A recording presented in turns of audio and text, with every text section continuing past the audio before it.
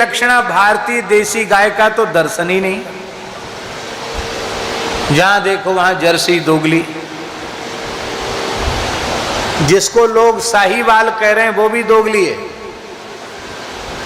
एक गौशाला में गए हम अमृतसर में, गाय को प्रधान एक गाय को रखा सामने, बोले ये साहीवाल है। मैंने कहा भले आदमी साहीवाल नहीं, शुद्ध जर्सी है। पहचान ही भूल गई, गाय का अंतर ही खत्म हो गया, गाय कौन सी है। हम भैंस का प्रचार नहीं कर रहे हैं, पर यदि शुद्ध भारतीय वेद लक्षणा गाय नहीं है तो उससे भैंस लाख गुनी अच्छी है।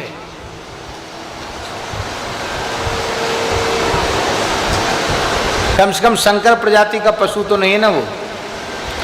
अनेक प्रकार के रोग हैं दोगली जर्सी गाय में, अनेक प्रकार के रोग।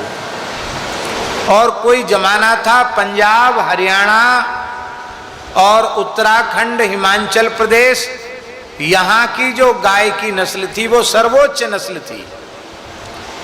पूरे उत्तराखंड की नस्ल बद्रीश नस्ल।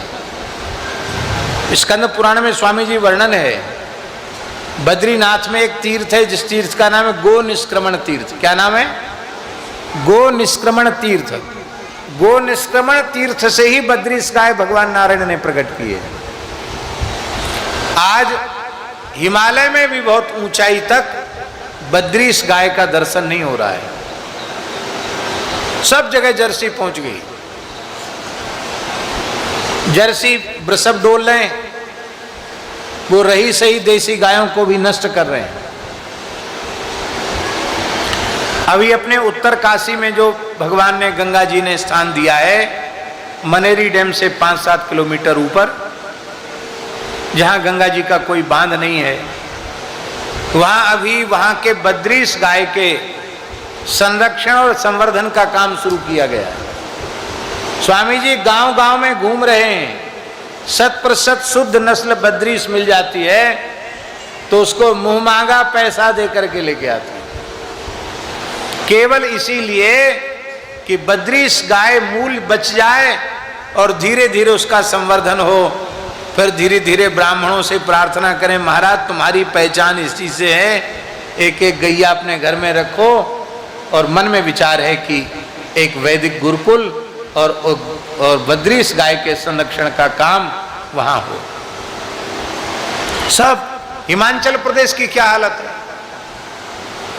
शंकर जी के अभिषेक के लिए दूध नहीं है। दूध तो है पर जर्सी दोगली का है, देसी गैया मुश्किल है, कठिन है। ये बड़े दुख की बात है। और सच्ची बात यह है, अच्छा एक बात बताओ, यहां हिमाचल क्षेत्र के बड़े बूढ़े लोग भी बैठे होंगे, 50 वर्ष पहले ये सब था यहां क्या? आपको स्मरण में है? 50 साल पहले जर्सी वर्सी थी? नहीं थी।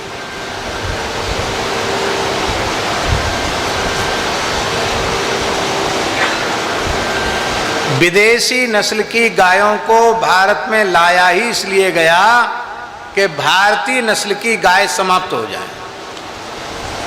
अनेक प्रजातियां तो लुप्त हो गई और जो हैं वे लुप्त होने के कगार पर हैं। इसलिए देसी गोवंश को बचाना ही सनातन धर्म को बचाना है, भारतीय सनातन संस्कृति को बचाना है।